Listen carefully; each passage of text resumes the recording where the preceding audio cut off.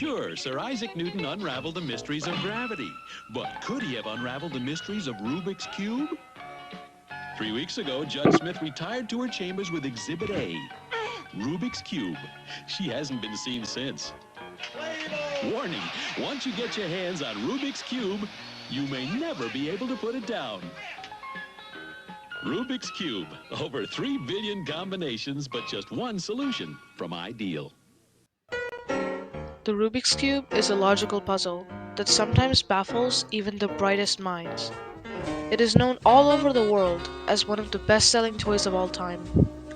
Millions of titles have also been sold based on the Rubik's Cube. But the humble origins of this puzzle are forgotten, and the fame it has received enshroud its existence.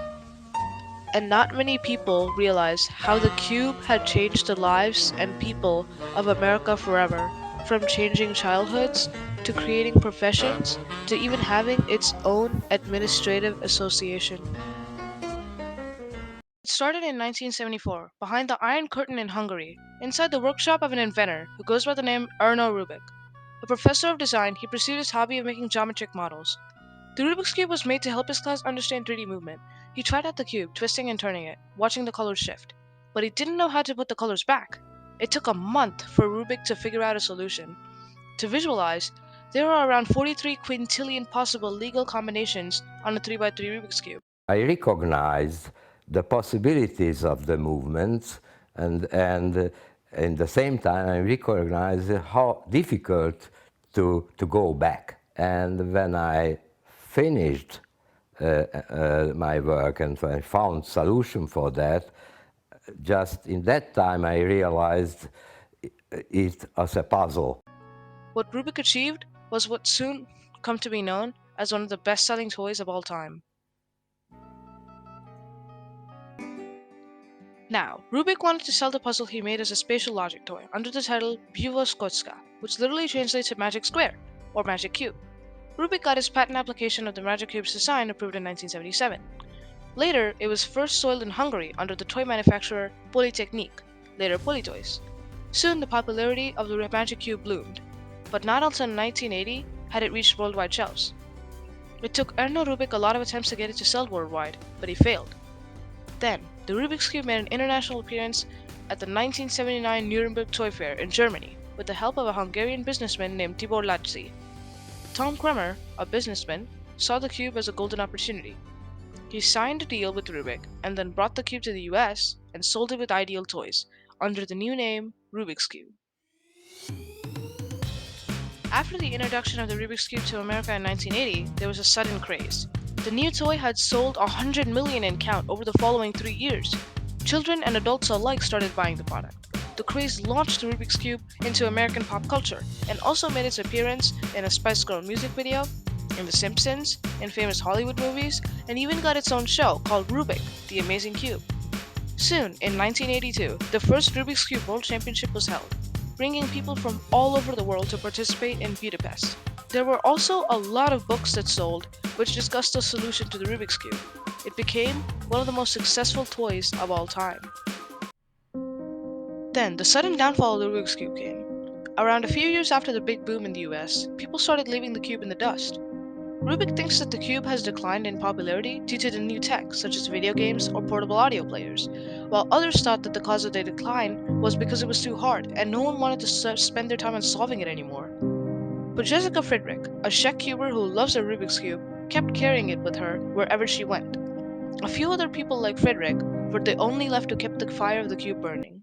That all changed, and the course of the Rubik's Cube was set when in 1997, Friedrich posted a devised method for how to solve the Rubik's Cube online, just for kicks. She never thought that anyone would be interested, but a lot of people started looking up the site, and the cube got a major jumpstart. The cubes were out of the drawers, and the new method, called CFOP, or CFOP, was used everywhere. The cube, by the 2000s, was back into the toy industry with a bang. And so was something else. Ron van Bruchem is a Dutch speedcuber who started his cubing career in 1980, but soon lost interest after the decline. He had abandoned his Rubik's Cube until almost 2 decades later, when the Rubik's Cube had gotten a jumpstart with the World Wide Web. Then, Van Bruchem made a cubing forum online called speedcubing.com, where cubers from all around the world could interact. He was also credited with inventing the term speed cubing, added in the Merriam-Webster dictionary. The forum was a big step to connecting the world through cubes. Soon after the cube had gotten a jump start, Ron van Bruchem, partnering with Dan Gosby, had called cubers from all over the world to the first Rubik's Cube World Championship in 2 decades, held in Toronto. The championship held 5 times as many contestants, with more categories, than usual compared to the 1982 World Championship. It did not go as planned, and there were many different problems, but that one championship was enough to make the cubers feel united. In 2004, Ron van Bruchem, along with Tyson Mao, co-founded the World Cube Association, whose aim was to promote speed cubing as a regulated sport. The two cubers started promoting and organizing tournaments all over the world, and people started becoming cubers.